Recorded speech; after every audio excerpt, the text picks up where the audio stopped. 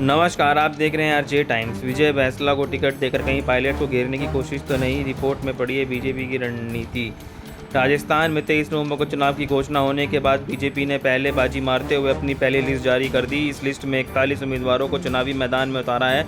इसमें देवली उनियारा विधानसभा सीट से कर्नल करोड़ीलाल बैंसला के बेटे विजय बैंसला को मौका दिया है। इस बार बीजेपी के स्थानीय उम्मीदवार की प्राथमिकता को दरकिनार किया है। विजय बैंसला को देवली उनियारा विधानसभा सीट से उतारने जाने को लेकर सियासत में चर्चाओं का बाजार गर्म हो गया। इसी बीच सियासी गलियारों में बीजेपी के इस कदम को पूर्व डिप्टी सीएम सचिन पायलट की समीकरणों को प्रभावित कर माना जा रहा है। पायलट के बाद गुर्जरों के दूसरे सबसे बड़े नेता विजय बैंसला को मौका देकर बीजेपी टोंक विधानसभा सीटों की समीकरणों से जोड़कर देख रही है।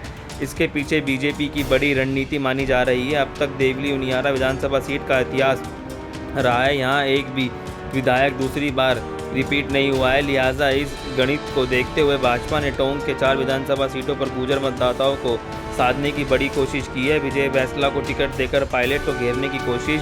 अब तक बीजेपी ने विधानसभा चुनाव में देवली उनियारा विधानसभा सीट के उम्मीदवार हमेशा देर से घोषित किए गए हैं, लेकिन इस बार पहली लिस्ट में उम्मीदवार घोषित कर दिया।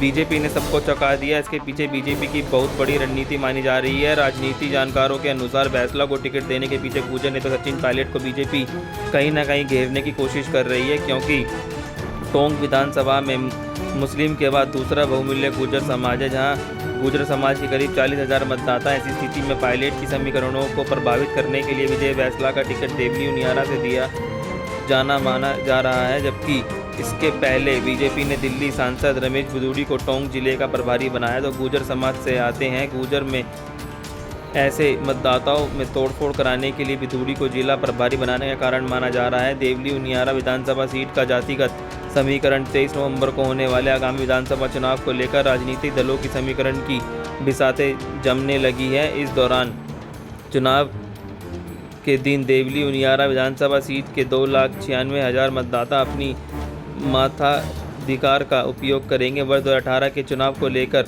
नज़र डालें तो इस बार 31,446 नए मतदाता चुनाव में हिस्सा लेंगे। इसके अलावा विधानसभा सीट के लिए चुनाव आयोग ने 296 बूथ बनाए हैं। यहां पर मतदाता अपने वोट डालेंगे। इसमें अगर वर्गीकरण की बात की जाए तो गुर्जर मतदाता करीब 50,000, मीणा करीब 56,000, माली 25,000, राजपूत 23,000, ब्राह्मण 27,000, वैश्य 27,000, अल्पसंख्यक मतदाता करीब 35,000, एससी करीब 45,000, शेष अन्य जाति शामिल हैं। गुर्जर मीणा बहुमूल्य तय करते हैं कि उम्मीदवारों की किस्मत।